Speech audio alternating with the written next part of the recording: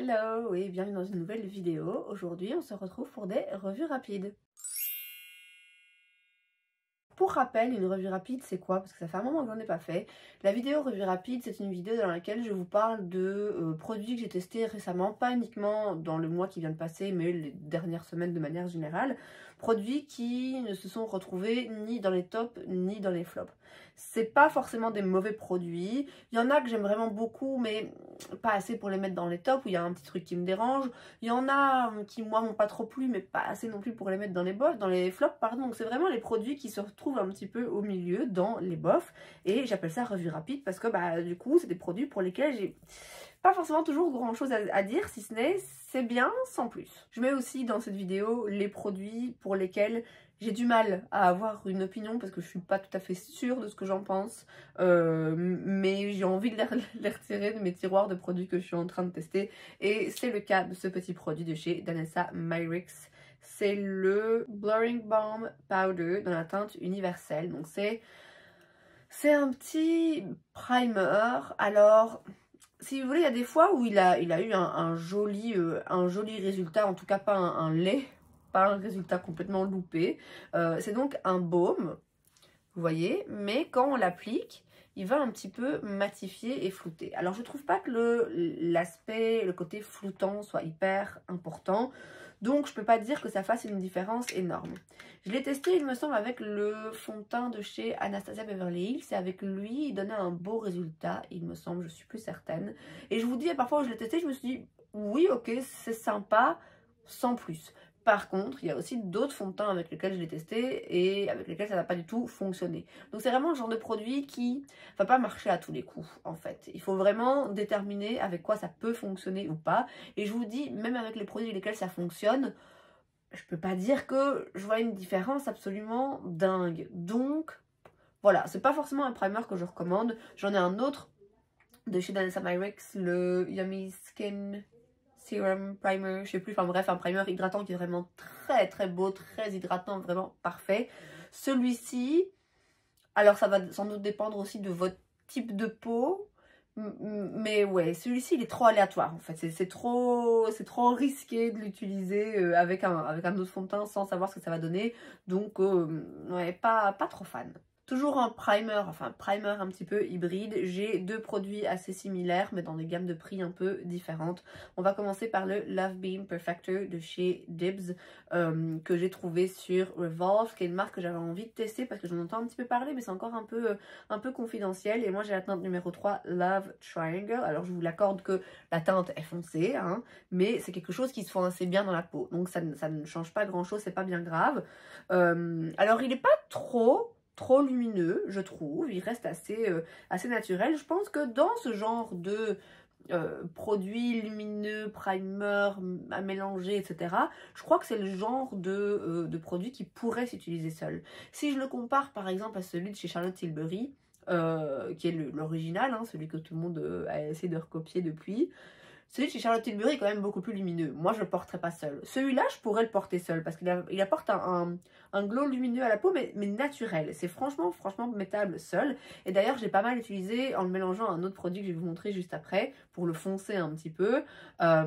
Donc, c'est pas un mauvais produit. Je peux pas dire que il apporte quelque chose de vraiment différent par rapport à d'autres primers de ce type, si ce n'est que, effectivement, par rapport à d'autres, il est un petit peu plus soft, et donc j'ai l'impression qu'on peut plus facilement le porter seul. Mais même si je vous dis je pourrais le porter seul sans que ça fasse boule à facettes, j'aime pas forcément porter ce genre de produit seul, même celui-là, parce que moi j'ai besoin d'un petit peu plus de couvrance. Donc à voir, peut-être que pendant l'été ça me conviendra d'autant plus et que j'aurai parfois envie de mettre quasiment rien sur ma peau, je doute quand même. Mais voilà, c'est pas un mauvais produit, je pense que si on aime ce genre de primer, celui-là est vraiment pas mal, surtout dans le genre lumineux plus naturel. C'est rien non plus, c'est pas une formulation qui sort du commun et où je me dis waouh, ils ont fait un truc de différent. En tout cas, j'ai pas particulièrement l'impression. C'est un peu le même débat pour le Forever Glow Star Filter de chez Dior. Alors vous savez à quel point j'aime les produits Dior. Et globalement, leurs produits pour les teints, ils sont quand même très jolis. Moi j'ai la teinte ici numéro 1 et c'est très beau, je peux pas dire le contraire. Ils sont très doués pour leur formulation dans les produits teints. C'est à chaque fois des des textures vraiment très luxueuses. On sent qu'on est face à un produit de qualité. Alors vous voyez, celui-ci il est un peu plus lumineux. Bon, déjà il est plus clair, donc forcément il va plus ressortir, mais même globalement il est beaucoup plus lumineux. Celui-ci je suis pas sûre que je le porterai seul, sans fond de teint par-dessus. Avec un fond de teint par-dessus, c'est vraiment très joli. C'est un joli primer lumineux, encore une fois, hein, du même style que celui de Charlotte Tilbury qui a été recopié encore et encore et encore et encore. C'est très beau, d'ailleurs ça a presque le même nom, Star Filter. Et Charlotte Tilbury, c'est Hollywood Filter. Bref, très très joli. Si vous cherchez ce genre de produit et que vous aimez la marque Dior, allez-y, hein, vous n'allez pas être déçus. Je l'aime beaucoup. Je sens que je vais très souvent l'utiliser parce que j'aime beaucoup les produits Dior et parce que j'aime beaucoup ce produit. Je peux pas dire que ce soit un top parce qu'encore une fois, par rapport à plein d'autres produits de ce genre, et Dieu sait qu'il y en a, je trouve pas qu'il ait une valeur ajoutée. Or, il a un prix, il a un prix ajouté quand même. Donc, bah ouais, tant qu'à faire, on peut trouver hein, ce genre de produit pour 20-30 balles moins cher. Donc, voilà, c'est pour ça que j'ai du mal à le mettre dans les tops. Sinon, je le trouve très joli. J'ai rien de négatif à en dire. Je sais que je vais l'utiliser encore beaucoup. Mais ouais, par rapport à d'autres produits de chez Dior que j'ai testés et que j'ai mis dans les tops, parce que waouh, vraiment, là j'ai quelque chose que je trouve pas ailleurs. Là j'ai quelque chose que je pense que je peux trouver ailleurs pour moins cher. Donc voilà, je peux pas dire que ce soit... Je peux pas le mettre dans les tops des produits, oh mon dieu, que je recommande absolument. Encore une fois, hein, vous savez qu'il y a plein de produits que je peux recommander chez Dior. Celui-là n'est pas au-dessus de ma liste. Hein. Alors ensuite, j'ai un produit que malheureusement, sur lequel j'ai pas vraiment d'opinion parce que j'ai pas vraiment pu le tester parce qu'en fait, il est vraiment beaucoup trop clair. Je me suis foirée grave. C'est le Balm Concealer de chez Glossier. J'ai la teinte Very Light numéro 3. Je l'avais swatché en magasin. Je sais pas comment j'ai fait pour me foirer à ce point parce que bon, là quand même, ça paraît évident que c'est vraiment très clair. En plus, je pense que quand je l'ai testé, est-ce que je revenais de vacances? Non, je sais plus. Enfin bref, clairement, ouais, même quand je serai très clair l'hiver, à la limite en dessous de l'anti-cerne comme première base pour venir un petit peu éclaircir, je dis pas, mais même là ça me paraît compliqué. Je sais pas pourquoi, comment j'ai fait pour me tromper à ce point.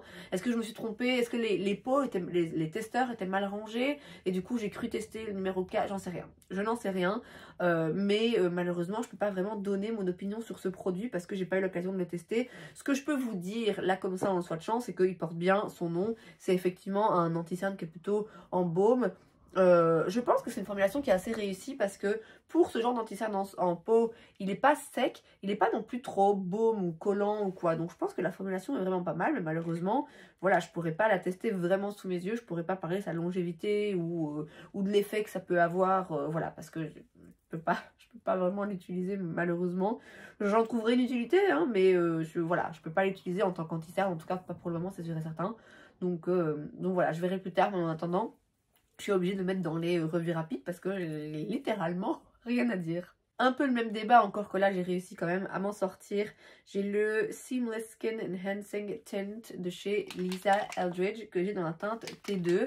Alors je l'avais acheté en décembre à Londres et à l'époque la teinte me correspondait. Je ne l'ai pas testé tout de suite quand je suis rentrée, j'ai attendu un petit peu et puis ben, en février je suis partie en Guadeloupe et donc forcément en mars c'était beaucoup trop clair. Je l'ai quand même utilisé quelques fois, notamment en le mélangeant à ce produit ou à d'autres.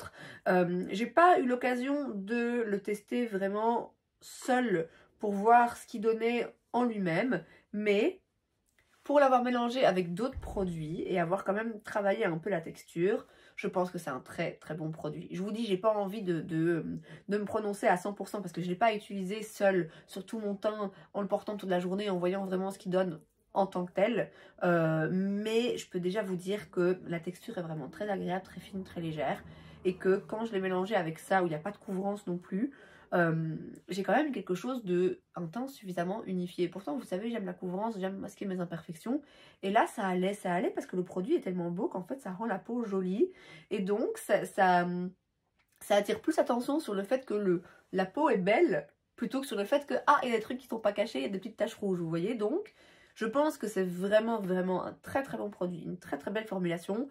Malheureusement, voilà, de nouveau, hein, ce genre de produit que l'année prochaine, au cœur de l'hiver, je pourrais tester un petit peu plus allègrement. Mais je pense qu'il est vraiment très très bien. J'ai en tout cas de bons espoirs que je puisse vous le recommander un jour en tant que tel. Ça s'annonce bien. Je vais continuer quand même en attendant à l'utiliser. Je vous le dis, j'aime bien le mélanger à d'autres parce que comme c'est très léger et très fluide, ça aide à rendre d'autres fonds de teint qui peuvent être un petit peu plus épais. Ça les rend... Ouais, ça les rend plus soyeux, ça les rend plus naturels. Et donc finalement, c'est quand même un produit, je pense que j'ai beaucoup utilisé, mais en le mélangeant. Donc je l'aime bien, mais voilà, je peux pas non plus me prononcer à 100%. Alors j'ai ensuite, surprise, le blush de chez Yves Saint Laurent, c'est le Make Me Blush, donc le blush poudre. J'ai la teinte 06. Alors, j'aurais pu le mettre dans mes tops parce que j'ai rien de négatif à dire. C'est un très beau blush. Moi, la teinte 06, je la trouve très très jolie. C'est vraiment le genre de teinte que j'adore, le genre de teinte qui me vont, donc j'ai rien de négatif à dire. C'est très bien, la teinte est tout à fait réussie. Moi, c'est un mat, hein. Je sais qu'il y en a qui sont un petit peu lumineux, ceux-là m'intéressent moins.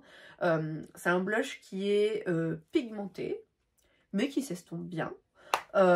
C'est un blush qui a un joli fini, ou bon, c'est un blush mat, mais il y a un rien de satiné qui fait que c'est un joli fini sur la peau. Voilà, très beau blush. Pourquoi je ne le mets pas dans les tops? Parce que je peux pas dire qu'il ait quelque chose de particulier. Très honnêtement, à part le fait que le packaging est splendide, mais et qu'il ait été mis très en avant. Je comprends la hype autour du produit parce que rien que pour le packaging en fait. Le packaging est très joli, les couleurs sont très jolies, c'est une très jolie formulation, tout donne très envie et donc je comprends que quand on le voit on a envie de l'acheter et du coup il est très mis en avant, je le comprends totalement. Est-ce que ça vaut le coup? Oui et non. Si c'est important pour vous d'avoir un joli packaging, et c'est important pour moi aussi par moment, si vous aimez la marque et vous voulez un joli blush, allez-y, ça vaudra le coup, vous n'allez pas être déçus. Maintenant, c'est tout ce qui vous intéresse, c'est un blush qui fonctionne. Non, ça vaut pas le coup. Parce que des blushs qui fonctionnent et qui sont très jolis et qui sont pigmentés tout en s'estompant bien, il y en a plein sur le marché. Donc je peux pas vous dire, oh ne le prenez pas, ça vaut pas la peine, parce que moi je l'aime beaucoup, et je veux continuer à l'utiliser, et je trouve que c'est un très bel objet, et c'est un très beau produit, très belle couleur, très belle formulation. Mais je peux pas non plus vous dire, allez-y, achetez-le, il est absolument dingue. Parce que, oui, il est très très beau, mais il y a plein d'autres blushs qui sont très très beaux et qui coûtent pas 40 balles. Donc, voilà. Et rien, absolument rien de négatif à dire. Je note quand même qu'ils sont pigmentés et c'est vrai qu'ils s'estompent bien, mais il faut quand même penser à avoir la main légère parce que sinon on va se retrouver avec un blush vraiment intense qui sera bien estompé mais qui restera quand même intense. Ça c'est vrai que c'est quelque chose que j'aime dans le produit, c'est que il s'estompe mais il perd pas, c'est pas un blush qui se perd. Vous voyez, il y a parfois des blushs qui s'estompent et qui du coup disparaissent. Là il disparaît pas, il est pigmenté, mais du coup il faut avoir un peu la main légère. Pour autant je pense qu'il est pas compliqué à travailler, c'est juste qu'il faut savoir que voilà, quand on trempe le pinceau, on tapote bien, on n'hésite pas à venir mélanger un petit peu la matière sur le dos de sa main avant si on veut ne pas prendre de risques. Mais en soi, très beau blush. Juste, voilà, je pense que si le packaging avait été différent, je suis pas sûre qu'il aurait fait autant de bruit finalement. Ensuite, chez L'Oréal, j'ai le Lumi Le Glow Stick Highlighter. Et là, j'ai la teinte Glowy Crème Chic. Alors, j'ai aussi le Glass. Et lui, je l'ai mis dans les tops parce que incroyable. Franchement, jamais vu un truc pareil. C'est vraiment très spécial. Alors ici, c'est pas mauvais. C'est un très joli highlighter en stick. De base, les sticks, je l'ai déjà dit dans ma vidéo que je viens de filmer juste avant, mais que vous avez vu il y a quelques semaines du coup. De base, les highlighters, les produits sticks dans les produits crème, c'est pas mes préférés. Je préfère un pan dans lequel je trempe mon pinceau, mais j'ai déjà trouvé des sticks que j'aimais beaucoup, et c'est le cas de celui-ci, franchement. Surtout les highlighters. Les highlighters en stick, j'ai l'impression que j'ai rarement trouvé quelque chose qui me satisfaisait, et là, vraiment très joli. Encore une fois, rien de négatif à dire. Pourquoi je l'ai pas mis dans mes tops? Mais parce que, je vous le dis, les highlighters en stick, c'est pas mes préférés, même si celui-ci est vraiment très bien et c'est un des rares qui vraiment fonctionne et que je trouve très joli. C'est pas non plus l'highlighter que je vais forcément piocher dans mon tiroir. C'est pas celui qui me donne le plus envie. Il est joli. Si on a envie d'un highlighter en stick sans se ruiner, franchement, on peut y aller. Il est vraiment très beau. Voilà, c'est juste pas mon format préféré et tout en étant très joli, il n'a rien de particulier. Il a ce truc de particulier que pour une fois c'est un highlighter en stick qui fonctionne pour moi, mais il offre le même résultat que plein d'autres highlighters en fait. Donc voilà, pas forcément mon truc préféré, mais le format qui moi me plaît moins peut être hyper pratique pour beaucoup de gens, donc ça reste un très très bon produit que je peux vous recommander, juste pas un coup de cœur quoi. Alors chez Nude Sticks, j'ai le Stacks. Alors en fait, c'est plusieurs produits en un. C'est leur Nude Sticks Stacks All Over Color Blush Balm. Donc c'est une formulation un petit peu en baume comme ça très particulière. J'ai deux teintes. J'ai la teinte Sunkissed qui peut s'utiliser un petit peu plus en bronzer et la teinte Love and Roses qui est de toute évidence un blush. Le tout c'est menthe. Et avec, c'est un 3 en 1 pour le coup, avec j'ai aussi un petit fard à paupières pailleté dans la teinte Boss Babe. Alors, quand je l'ai testé avec vous en vidéo, j'ai été très surprise parce que Nude Sticks, c'est pas le premier stick de chez Nude Sticks que je teste. Et à chaque fois, je me dis, non, non, sur moi ça fonctionne pas, je sais pas pourquoi. Et pourtant, j'en entends dire tellement de bien et à chaque fois, j'y place beaucoup d'espoir. Et à chaque fois, je me dis, non, mais c'est moi qui fais un truc qui va pas parce que tout le monde en parle en bien, tout le monde adore. Qu'est-ce que je fais qui fait que ça ne fonctionne pas? Bref, tout ça pour dire que Nude Sticks, j'ai envie d'aimer leurs produits, j'y arrive jamais. Et donc quand j'ai quand même acheté ça parce que je suis têtue, parce que j'en ai entendu dire bien et j'avais envie de le tester moi aussi. Donc quand j'ai acheté ça, clairement j'avais peu d'espoir. Je me suis dit ouais, ça va pas fonctionner, ça va pas fonctionner. En plus c'est une texture vraiment un peu particulière parce que c'est une crème à poudre comme ça, c'est vraiment un entre-deux, c'est très spécial. Je m'étais dit je vais pas réussir à l'appliquer, je vais pas trouver un pinceau qui fait que ce produit s'applique facilement, ça va être galère et tout. Enfin vraiment très peu d'espoir. Et finalement très joli, je sais pas si vous verrez grand chose ici en dessous, c'est le blush. Très joli, j'étais assez agréablement surprise du fait que finalement il s'applique bien, il se travaille bien. C'est vrai que c'est une texture spéciale qui fait que en fonction des autres produits que j'ai envie d'utiliser en dessous ou par-dessus, ça ne sera pas toujours approprié et donc c'est pas le produit vers lequel je vais tendre très souvent. Encore une fois en fonction du style de make-up que j'ai envie de faire. Mais globalement, à chaque fois que je l'ai utilisé, je l'ai bien aimé. Moi j'y vais quand même, je trempe bien mon pinceau, j'imbibe bien mon pinceau du produit et il se travaille assez bien. C'est pas le plus pigmenté ou le plus intense, mais finalement c'est très bien comme ça. Donc les produits, le côté produit pour le teint, il est bien. J'ai pas envie de le mettre dans le top parce que je vous dis c'est pas le produit vers lequel je vais me diriger à chaque fois par défaut parce qu'en fonction de ce que j'utilise avec, je sais que ça va pas toujours bien fonctionner et oui, je suis contente, j'ai été en fait très contente parce que je m'attendais tellement à ce que ça fonctionne pas, que c'était vraiment une victoire pour moi que ça fonctionne sur moi, mais même si ça fonctionne, c'est rien où je me suis dit, oh ouais, vraiment j'adore et j'arrête pas d'utiliser, j'arrive plus à le poser, quoi, vous voyez. Mais très bon produit. Le fard à paupières, alors, très joli, hein, vraiment très joli. Ça me fait un petit peu penser au... c'est le même genre de texture et de fini que le Space Cowboy, vous voyez, c'est plein de petites micro paillettes comme ça qui donnent un résultat très joli. Par contre, il tient pas. Franchement, il tient pas. À la fin de la journée, alors certes, j'ai des journées un peu longues parfois, mais bon, à la fin de la journée, il n'y a plus rien. Il n'y a quasiment plus rien. Or, le Space Cowboy, il tient quand même beaucoup plus que ça. Donc, c'est très joli, mais ça restera pas joli longtemps. Donc, c'est vrai que je suis un petit peu déçue, même si, encore une fois, c'est très beau. C'est très beau et j'avoue que j'ai pas non plus cherché à le faire tenir plus longtemps. J'ai pas utilisé une base en dessous, je me suis pas dit allez je vais essayer de l'appliquer comme ça avec tel produit de telle façon pour qu'il tienne plus longtemps. Non, je l'ai mis comme ça au doigt tout simplement comme je fais avec par-dessus ce qui me reste d'anti-cerne, comme je fais avec le Space Cowboy. Voilà, ça n'a pas la même longévité, ça reste très joli. Ce qui me dérange un petit peu dans ce produit, mais c'est moi qui l'ai acheté, hein, c'est que vous avez un couvercle avec un petit miroir et en fait du coup alors le fait d'avoir à la limite juste blush et bronzer ensemble, bon ma foi je peux le ranger dans le même tiroir parce que ça reste quand même des produits teints et parce qu'en plus ça j'arrive à faire fonctionner en tant que bronzer mais je pourrais aussi l'utiliser en blush. Mais le problème c'est que le fard à paupières je peux pas le mettre avec mes produits avec mes blushs ou avec mes bronzers, c'est pas possible. Mais je peux pas le mettre comme ça seul dans le tiroir, il va sécher. Donc vous voyez, je suis coincée vu que j'ai qu'un couvercle. Donc je pense qu'il pourrait le vendre avec un couvercle de rechange pour que je puisse sélectionner. Ou si un jour j'ai envie de juste prendre le blush, mais voilà, je prends juste le blush et je peux avoir un couvercle que je mets sur les autres. Donc c'est le seul petit, le seul petit problème que j'ai. Après, rien ne m'empêche de racheter un autre blush et mettre le stacks de blush ensemble et celui-ci de côté. Mais voilà, même si c'est une formulation que j'aime bien, je sais pas forcément si j'aurais envie, si je l'aime au point de me dire j'ai envie de m'acheter un blush, une teinte en plus. C'est un chouette produit, pour une fois c'est un produit de chez Nudestix qui me convient. Si on a envie d'un 3 en 1 hyper pratique à emporter, clairement là on a déjà une bonne partie du make-up, donc ça a un côté vachement pratique, hein, parce que là j'ai une bonne partie de mon teint et mes yeux, donc c'est très bien, mais voilà, c'est pas non plus mon produit préféré. On passe aux produits pour les lèvres et on commence avec deux produits de chez Elf qui sont sympas mais qui m'ont pas impressionné. Alors après, je m'attendais pas forcément à être impressionnée non plus. Il faut rappeler que c'est des produits qui sont vraiment pas chers, ils sont tout à fait réussis, mais c'est rien de neuf sous le soleil. J'ai tout d'abord la Glow Reviver Lip Oil, c'est donc une huile à lèvres que j'ai dans la teinte Pink Quartz. C'est transparent, qu'on se le dise, c'est tout à fait transparent. C'est une très jolie petite huile à lèvres. J'ai rien de négatif à dire, maintenant c'est une huile à lèvres. Vous voyez, j'en ai plein d'autres dans le genre. Il n'y a pas de valeur à ajouter, d'après moi, sur cette huile par rapport à une autre. Si vous cherchez une huile à lèvres pour vraiment pas cher, bah allez-y, elle fait le taf, aucun problème.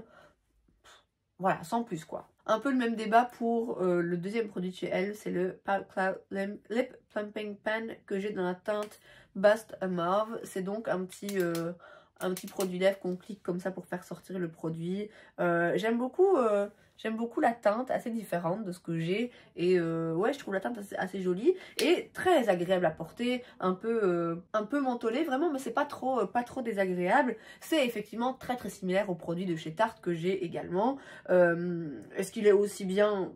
Oui, en tout cas j'ai l'impression qu'il fait le taf. C'est un petit produit à lèvres brillant comme ça qui repulpe un petit peu de par sa formulation et de par l'effet qu'il donne sur les lèvres.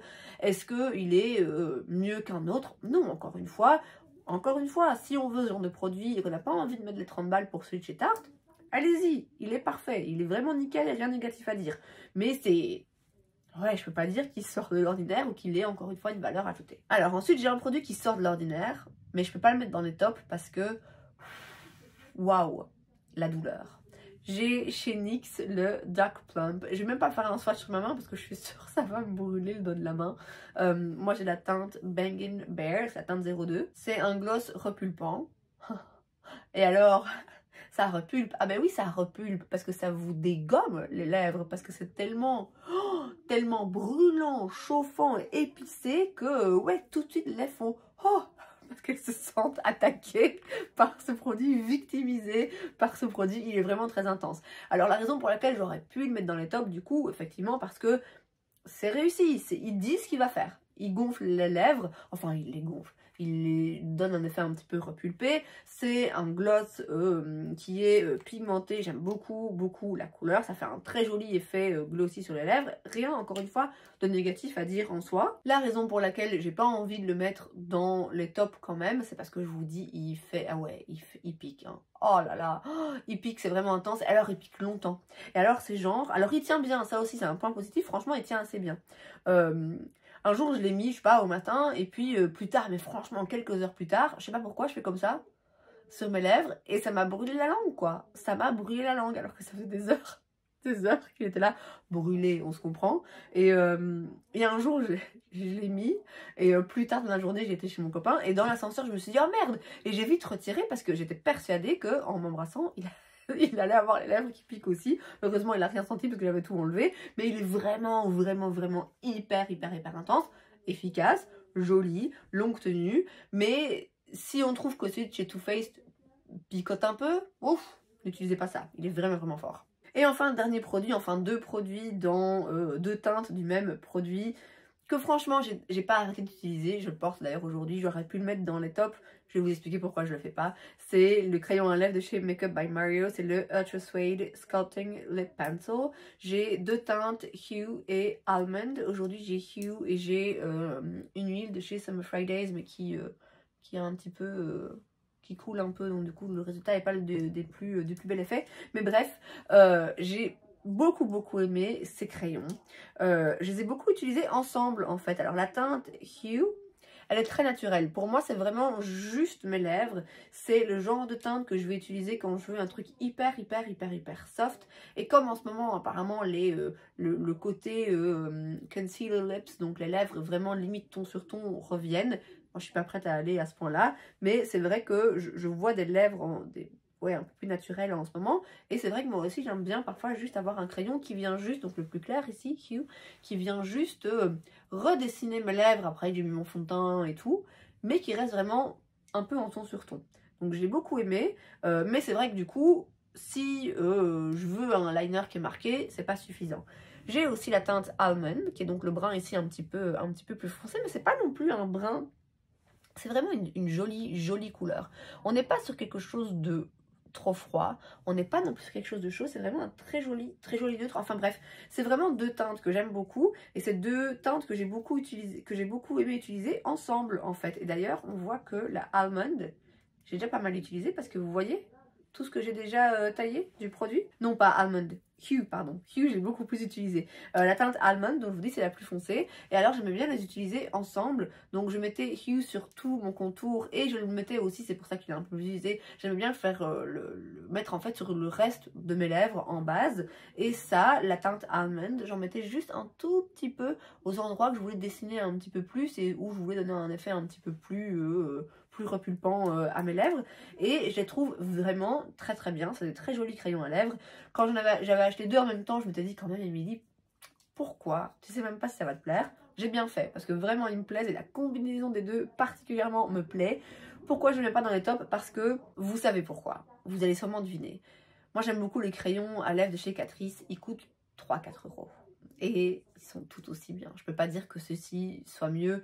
Ici, c'est vraiment ouais, la combinaison des deux que j'ai beaucoup aimé porter. Et comme ils étaient dans mon tiroir de produits, j'étais en train de tester, c'était facile en fait, sans réfléchir. Je prenais un ou les deux, je savais que ça allait fonctionner. Et ça fonctionne, c'est très joli. Mais si vous voulez, je peux pas vous dire oui, c'est mieux qu'un autre crayon quand je sais que, je veux dire ça, je crois que c'est 20 balles le crayon. Et clairement, chez Catrice, c'est 5 fois moins cher et c'est tout aussi bien. Donc c'est la seule raison pour laquelle j'avais pas dans les tops, c'est parce que c'est un crayon à lèvres, il y en a plein d'autres qui sont très jolis. Je sais pas si c'est très malin d'acheter des crayons à lèvres qui coûtent 20 balles quand on sait que vraiment on peut en avoir tout aussi bien pour beaucoup moins cher. Mais en l'occurrence, si vous aimez la marque et que vous étiez curieux, franchement je les trouve vraiment très jolis, aussi bien en termes de couleur que de formulation, vraiment ils me plaisent beaucoup. Mais voilà, ça fait un peu cher. Mais ça je vais continuer je pense à souvent les utiliser, donc ouais, on va dire que ceux-là ils sont passés à ça du top. Et voilà donc pour les produits qui se sont retrouvés, pour le moment en tout cas, ni dans les tops ni dans les flops. Je dis pour le moment parce que typiquement les produits dont je parle dans les revues rapides, ils peuvent facilement changer de catégorie. Il se peut qu'un jour je me rende compte qu'en fait finalement j'arrête pas d'utiliser ces crayons à lèvres et que je finisse par les mettre dans les tops. Il se peut qu'il y ait un autre produit que finalement ça je le teste plusieurs fois seul et que tout compte fait ce soit un flop parce qu'il ne me convient pas. Donc vraiment je peux changer d'avis. Et globalement même pour les tops et flops, hein, je peux toujours changer d'avis parce que je suis un être humain. Mais voilà, pour le moment tous ces produits, ils sont quelque part entre les flops et les tops, mais je vous dis ça peut toujours changer. Et c'est donc tout pour cette vidéo, j'espère que ça vous a plu. Si c'est le cas, n'hésitez pas à laisser un like, vous pouvez aussi vous abonner à ma chaîne parce que c'est gratuit donc pourquoi pas. Et moi je vous vois la prochaine fois. Bye.